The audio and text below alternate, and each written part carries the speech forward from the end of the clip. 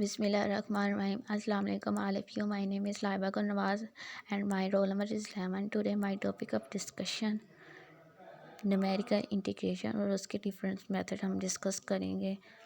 वो हमारे पास मेथड है, रेक्टेंगुलर मेथड है, ट्राइपोजोडियल रूल है, समसम वंटर रूल है, समसम सीएट रूल है और हमारे पास है वोल्स एंड वेडर रूल्स हैं। इनमें से जो मैं मेथड डिस्कस करूँगी वो है रेक्टेंगुलर मेथड है और जो बाकी मेथड है वो मेरे ग्रुप मेंबर डिस्कस करेंगे। ठीक हो गया।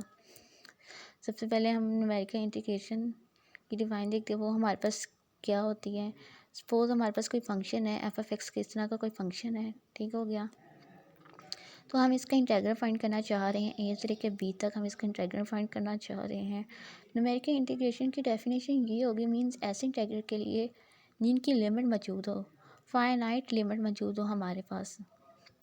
अब सपोज हमारे पास फंक्शन डिफाइंड है ए से लेकर बी तक, तो हम उसका area under the curve find करना चाह रहे हैं। Area under the curve find करना चाह रहे हैं। अब area under the curve find करने के लिए हम क्या करते हैं, इसको हम डिफरेंट पीसेस में डिवाइड करते हैं। अब वो जितने पीस भी डिवाइड होते हों, सपोज मैं इसको रेक्टेंगुलर फॉर्म में इसको डिवाइड करती हूँ। एक रेक्टेंगुलर ये आ जाएगी, एक रेक्टेंगुलर हमारे पास ये आ जाएगी और एक रेक्टेंगुलर हमारे पास ये आ जाएगी। ठीक हो गया। अगर मैं इन तीनों रेक्टेंगुलर का एरिया कैलकुलेट कर लूँ, जो आसान है हमारे लिए, क्योंकि रेक्टेंगुलर का फॉर्मूला हमें पता है, रेक्टेंगुलर एरिया का फॉर्मूला हमें पता है क्या है, लेंथ इनटू विड्थ है। तो हम इन तीनों रेक्टेंगुलर का इजीली से इसका एरिया फाइंड आउट कर सकते हैं। लेकिन आप देखें यहाँ पे भी हमारे पास कुछ स्पेस है, यहाँ पे भी हमारे पास कुछ स्पेस रह गई और यहाँ पे भी हमारे पास कुछ स्पेस बच गई है। ठीक हो गया। इसका मतलब ये है कि जो इसका असल एरिया अंडर द कर्व था या जो इंटीग्रल था, उससे हमारी अब जो अप्रोक्सीमेशन है वो थोड़ी सी मुख्तलिफ होगी। अब ये जो अप्रोक्सीमेट एरिया है और जो एक्चुअल एरिया होगा हमारे पास, उनके दरमियान में जो डिफरेंस होगा हमारे पास, वो क्या होगा, एरर होगा।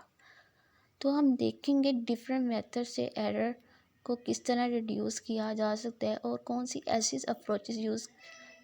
अप्रोचेस हैं जिनकी मदद से हम एरर को कम से कम कर सकते हैं। तो आज जो मैं मेथड डिस्कस करेंगे वो रेक्टेंगुलर मेथड है। तो आप देखेंगे कि रेक्टेंगुलर मेथड में एरर ज़्यादा होगा as compare to this method.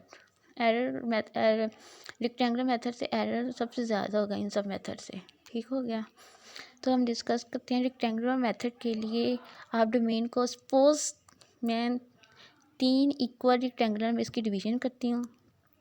X not is equal ए है, एक्स नॉट से लेकर x1 तक इसकी विड्थ हमारे पास क्या एच है, x1 से लेकर x2 तक इसकी विड्थ क्या एच है, x2 से लेकर x3 तक इसकी विड्थ क्या है, हमारे पास एच है। इक्वल्स विद हमने जो यहाँ पे इसकी डिवीज़न कर ली है। अब देखें एक्स नॉट से लेकर यहाँ तक इसकी फ़ंक्शन की वैल्यू हमारे पास क्या है, वाई नॉट है। और x1 की यहाँ से लेकर यहाँ तक इसकी फ़ंक्शन की वैल्यू क्या है, y1।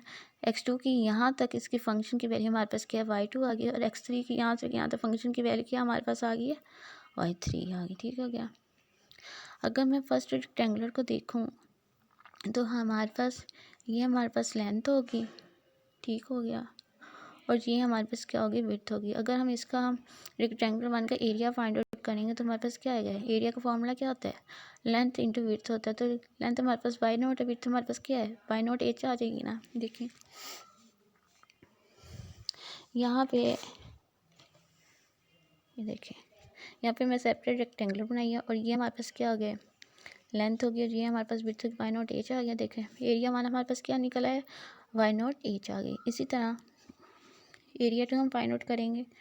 ये हमारे पास सेकंड रेक्टेंगुलर है और ये हमारे पास लेंथ होगी इसकी और ये हमारे पास विड्थ होगी। क्या होगी, लेंथ इंटू विड्थ।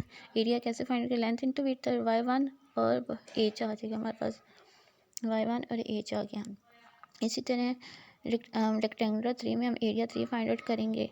ये हमारे पास होगी लेंथ होगी और ये हमारे पास क्या होगी, विड्थ होगी। तो क्या होगी हमारे पास, लेंथ y2 और विड्थ हमारे पास क्या होगी, एच। तो क्या आ जाएगा एरिया हमारे पास, y2 एच आ जाएगा। अब total area under the curve करेंगे तो हमारे पास क्या आएगा, approximate area 1 plus area 2 plus area 3 इन तीनों को एडअप कर लेंगे। एरियाज़ को, जो एरिया वन हमारे पास क्या आया है, y0 h आया है, प्लस एरिया 2 क्या है, y1 h है, प्लस एरिया 3 क्या है, y2 h है। अब इन तीनों वैल्यू में से h कॉमन आ रहा है, तो हमने h कॉमन ले लिया है। h कॉमन ले लिए तो हमारे पास क्या बाकी वैल्यू बच गई, y0 plus y1 plus y2 बच गई। ठीक हो गया। अगर मैं इसको n सेगमेंट में डिवाइड करूँ ग्राफ को, तो हमारे पास क्या आएगी value, h y0 plus y1 plus y2 plus y3 plus so on and yn। ठीक हो गया। देखिए, मैंने n सेगमेंट डिवाइड करने का मतलब ये था कि यहाँ पे अगर मैं छोटी छोटी इसकी रेक्टेंगुलर बनाऊंगी, जितनी जितनी छोटी मैं रेक्टेंगुलर बनाऊंगा उतना ही हमारे पास एरर कम हो जाएगा। और लेकिन जितना हम रेक्टेंगुलर लेंगे उतनी हमारे पास डेटा पॉइंट्स चाहिए होंगे, और जो हमारी कंप्यूटेशनल कॉस्ट होगी वो भी बढ़ जाएगी। अब जो मैंने ये फॉर्मूला ड्राइव की है, इससे हम एक क्वेश्चन करते हैं, तो देखते हैं इससे रिलेटेड हम कोई क्वेश्चन करते हैं तो देखते हैं कि हमारे पास एरर क्या निकलते हैं।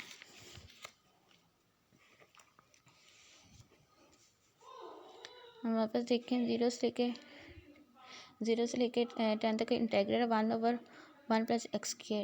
ठीक है। और कैलकुलस में हम इसे डायरेक्ट ही इंटीग्रल इसका क्या होता है निकालते हैं, tan इनवर्स माइनस एक्स और 0 to 10 इसका इंटीग्रेट करके तो हमारे पास एक एग्जैक्ट सोल्यूशन इसका निकल आता है। लेकिन न्यूमेरिकल इंटीग्रेशन में हम मोस्टली इन फंक्शन के लिए यूज़ करते हैं जिनका हमें इंटीग्रल नहीं पता होता। अगर पता होता है तो बहुत ही कॉम्प्लिकेटेड होता है, तो यहाँ पर हमें आसानी होती है कि हमें इंटीग्रल कैलकुलेट करने की ज़रूरत नहीं होती। हम क्या करते हैं, हम उस इंटीग्रल को फंक्शनिंग वैल्यू के ऊपर अप्रोक्सीमेट करते हैं तो इंटीग्रल निकालना बहुत ही मुश्किल काम है, और जो फंक्शनिंग वैल्यू कैलकुलेट करना वो बहुत ही आसान काम है। तो यही न्यूमेरिकल मेथड के बेनिफिट्स हैं कि जहाँ पर हमें आसानी मिलती है तो हम न्यूमेरिकल मेथड यूज़ करते हैं। अब हम क्या करते हैं, जो हमारे पास इंटीग्रल को फाइंड करने के लिए 0 से जो 10 जो हमारे पास डोमेन है, हम उसको 10 पीसेस में इसको डिवाइड कर लेते हैं, उसकी डिवीजन कर लेते हैं। और एज मैंने 1 लिया हुआ है। तो अब जो हमारे पास डेटा पॉइंट्स जो हमें मिलेंगे वो हमारे पास क्या है, x0 0 है, x1 1 है, x2 = 2 है, सो ऑन x10 = 10 है। ठीक हो गया। अब हम y की वैल्यू कैलकुलेट करेंगे, तो y की वैल्यू हम कैलकुलेटर की मदद से फाइंड आउट कर सकते हैं। y0 हमारे पास होगा 1, और y1 हमारे पास होगा 0.5, और y2 हमारे पास क्या होगा 0.2, एंड सो ऑन y10 हमारे पास क्या होगा 0.00900009 आ जाएगी। ठीक है। अब हम रेक्टेंगुलर जो हमने फॉर्मूला ड्राइव किया था वो हम यहाँ पे वैल्यूज़ पुट कर देंगे। हमें पता है हमारे पास क्या है, as y0 plus y1 plus y2 and so on y10। अब यहाँ पे सारी वैल्यूज़ पुट कर देंगे, और एज की वैल्यू हमारे पास 1 थी वो हमने पुट कर ली। ठीक हो गया। अब इन सबको सिंप्लीफाई करेंगे तो हमारे पास आंसर जो हमारे पास वैल्यू आएगी अप्रोक्सीमेट आएगी 1.980892 आएगी। ठीक है।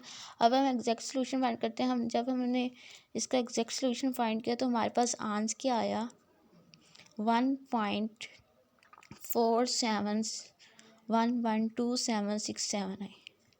तो जब हम परसेंटेज एरर फाइंड करेंगे तो हमें परसेंटेज एरर का फॉर्मूला पता है, exact solution minus approximate solution divided by exact solution multiply by 100। तो हम इसमें वैल्यूज़ पुट अप करेंगे तो हमारे पास परसेंटेज एरर की वैल्यू आ जाएगी। वो हमारे पास क्या आई है